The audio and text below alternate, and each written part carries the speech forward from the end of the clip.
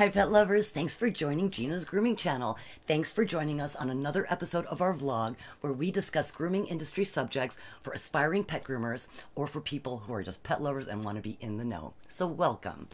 Today's subject is going to be on biting. I know not the funnest subject, but that definitely merits a discussion if you are going to be entering the world of professional pet grooming, or even if you're a pet lover and a pet owner, you may get bit. I know, you have to kind of face it. So let's go ahead and jump in and talk about biting and some of the information that you need to know before you go ahead and start your career as a professional pet groomer. So let's go ahead and jump in and talk about biting, some of the aspects that are surrounding biting, some of the definitions that we use for biting. We're also going to talk about some regulations and reporting surrounding biting. And then I'm going to give you best practices for triage so that you know what to do and what the best practices are in the case that you do get bit. Now, most of our discussions are always dealing with canines, mostly, and that's because kitties do a really good job of grooming themselves. So when it comes to professional pet grooming, most of the time we're dealing with our doggies, with our canines. But for the triage part of the biting discussion, I am going to bring in cats. It's very important to bring them in because there are differences in terms of what you need to do if you get bit by a cat. Okay, let's jump in and talk about biting. So the first aspect of biting that we're going to talk about is the difference in definition. So what I mean by that is that the general population is going to define biting as just teeth on skin from any animal. That's a bite. So professional pet groomers and pet pros, we define biting in a much broader spectrum.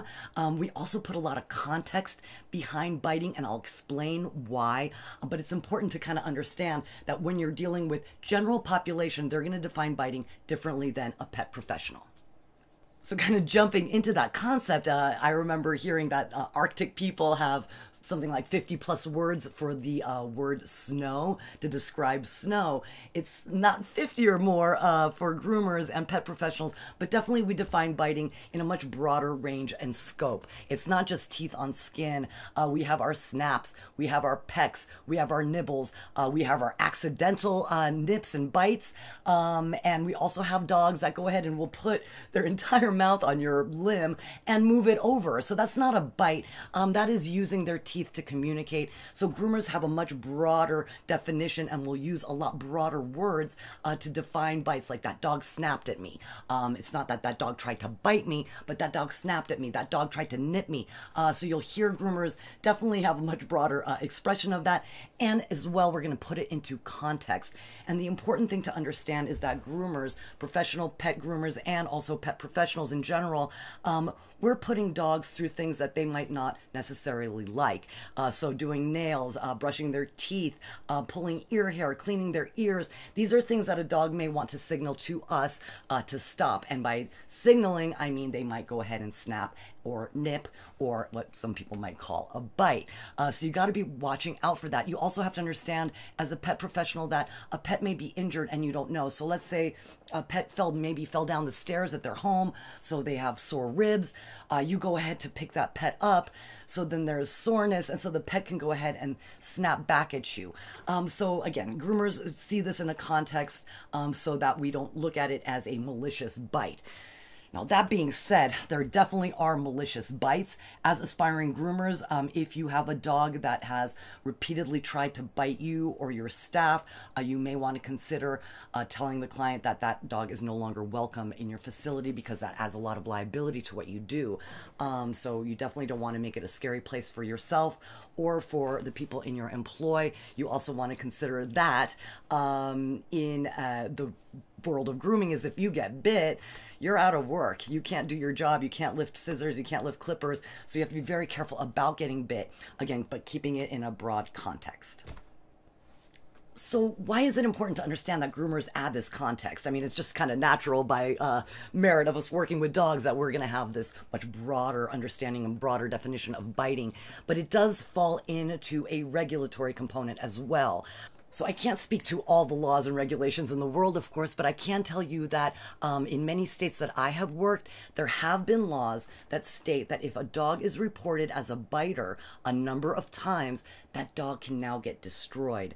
So you have to be very aware of the laws that are in the area where you work, and also understand the context that if a dog does put their teeth on you as an aspiring groomer or as a pet owner, that's not necessarily a bite. And you want to make sure that you protect the good dogs, right, that are out there that are just trying to communicate with you in the only way that they are able to do.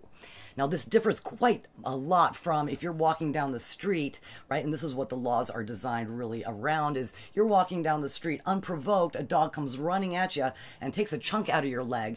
Now, that is a different story. That is an unprovoked attack. You're not working with that dog professionally, and that dog might get on the list then of a dog that, if it is reported to have done this a number of times, this dog can now get destroyed. Unfortunately, the sad part is that the dog that ran out, the reason why it ran out is probably the owner's fault for not securing the dog properly, for not training the dog properly, for not exercising the dog properly. So there's this whole big, of course, gamut that the dog is not responsible, but they will definitely pay the price for an irresponsible owner.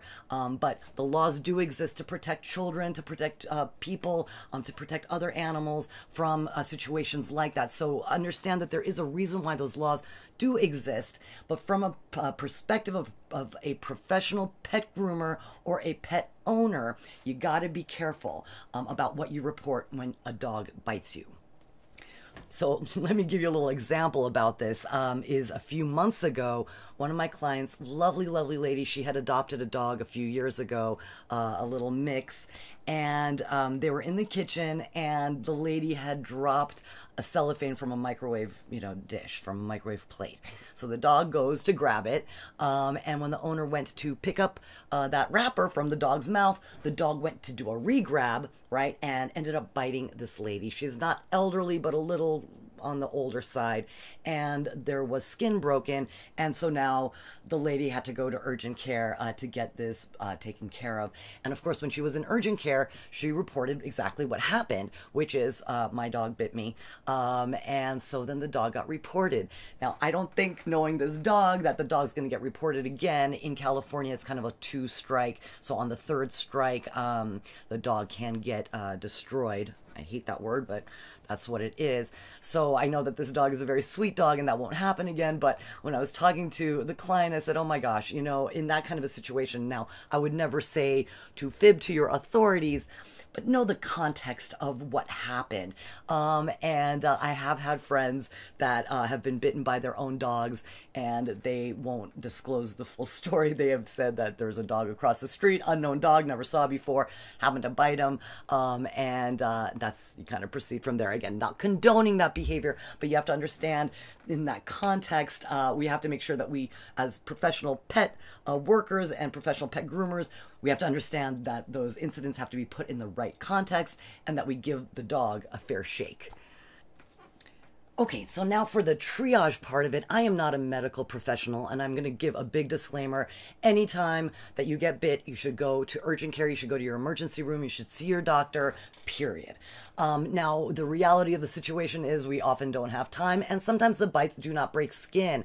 So I'm going to talk about some of the triage that occurs, some of the differences of the types of bites. I'm going to bring in our kitties, and I'm going to tell you, again, some of the history that I have seen with my staff, with some of our colleagues, and best practices of how to keep you safe to make sure that a bite does not get worse. Okay, so for an example of a level 1 bite, I mean, obviously you get little nips and things happen all the time. I don't even count those into the pool.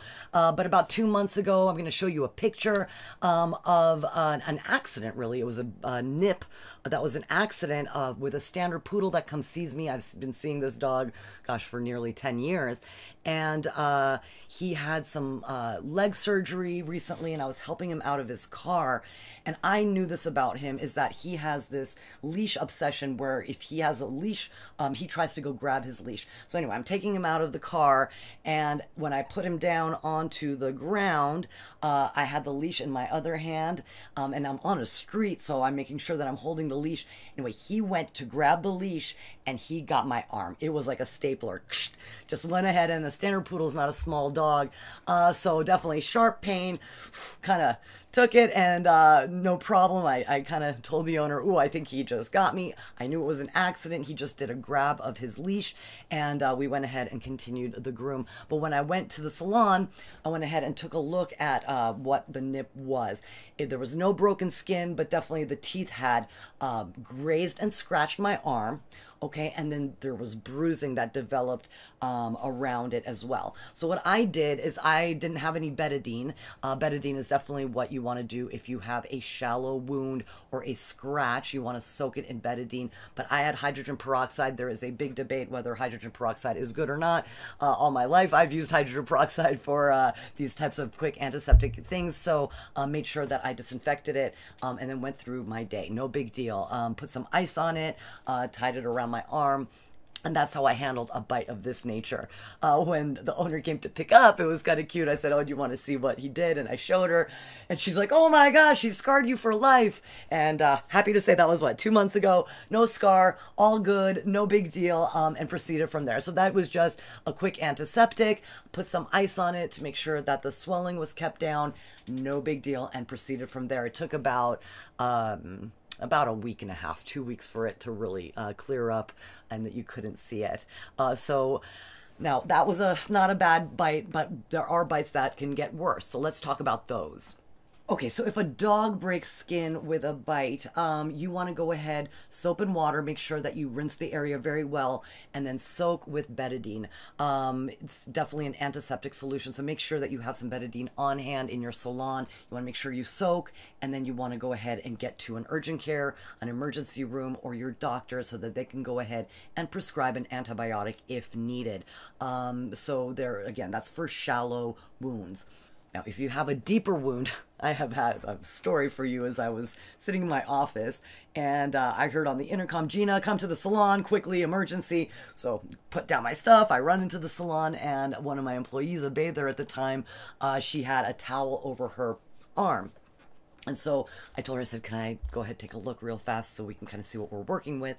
She opens the towel, and it is spurting out, literally spurting out. Anyway, we closed it, took her to the emergency room right away. When you have a deep cut, a deep laceration, or if you see arterial flow, this is going to probably require stitches and obviously antibiotics. I am not a medical professional, but I can just tell you from the history of what I have seen, that is how those things are typically handled. So in that kind of a case, you want to make sure someone else drives the employee or drives you, if you are the person who is bit, to an urgent care or an emergency room for immediate triage by medical professionals. Do not wait. You want to make sure that this is taken care of very quickly. And for our cat bites, it is a no joke. Cat bites are probably the worst things that I have ever seen. And I'll tell you an example of one of our veterinarians that worked at our sister location got bit by a cat. And the bacteria from the inside of the cat's mouth and their teeth caused a blood infection. So you saw this kind of growing, kind of tree branching blackness in the arm, and this particular veterinarian almost had his arm amputated. No joke. So luckily they were able to get the right cocktail of antibiotics to take care of this. I have also seen in my employ, and this wasn't a bite, but one of my employees had a scratch on his arm, and somewhere along the line while he was washing a dog or a cat, he got fecal matter in his bloodstream, and again, blood infection. You see it in the blackness of the veins right up the arm. And he kind of came to me really innocently. He said, Gina, some of the staff thought I should show you this. And I was like, oh my God, you got to go immediately to the doctor. So he rushed him immediately to the doctor. He was fine. But in terms of cat bites, if you get bit by a cat, you go to the doctor immediately. Okay, and the last thing I want to talk about biting to end it with on a great high note is be very wary of putting your face next to any animal. And be very careful when working with animals, especially dogs or cats you do not know, and put your face close to them because a bite on the face is no joke. You want to make sure to avoid that at all costs. Now, I know some of you guys who are watching my channel, you're like, well, Gina, I see you put your face in front of a lot of dogs' faces. That is true. Don't do as I do, do as I say. But also know that those dogs that I do allow to kiss my face or I kiss their face are dogs that I've been working with for many, many, many years. But I still won't condone it. You really want to make sure that it's either your own dog or a dog that you're incredibly comfortable with. If it is a dog that you do not know, first time grooming or even the 10th time grooming, do not put your face near a dog's face or a cat's face because you want to make sure that they do not bite your face. Well, all right, guys, that's about it for biting. Hope it gives you a little bit of insight on biting, how pet professionals define biting differently than the general population might, and why. And then, of course, what we do if we get bit. Guys, thanks so much for joining. Thanks for your time. If you like this video, we really appreciate that thumbs up. Subscribe for more like it. We'll see you next time. Thank you so much.